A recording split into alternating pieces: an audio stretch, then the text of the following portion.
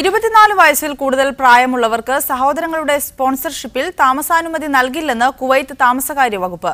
ഇത്തരത്തിൽ ആശ്രിത വിസയിൽ കഴിയുന്നവർ തൊഴിൽ വിസയിലേക്ക് മാറുകയോ വിടുകയോ ചെയ്യണം.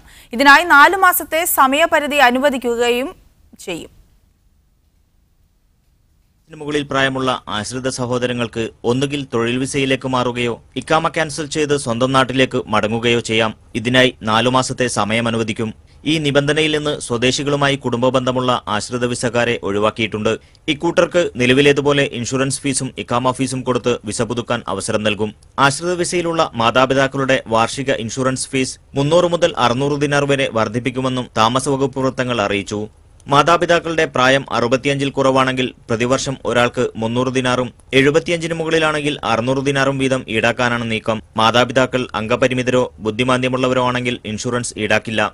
ആരോഗ്യ മന്ത്രാലയത്തിൽ ഹെൽത്ത് കാർഡ് ലഭിക്കുന്നതിനടക്കുന്ന 50 ദിനാറിന് പുറമെയാണിത്. ഇക്കാമ ഫീസ് വർഷത്തേക്ക് ഒരാൾക്ക് 200 ദിനാറാണ്. ഫലത്തിൽ ആശ്രിത വിസയിൽ രക്ഷിതാക്കളെ നിലനിർത്തുന്നതും പുതുതായി കൊണ്ടുവരുന്നതും ഭാരിച്ച ചെലവുള്ളതായി മാറും.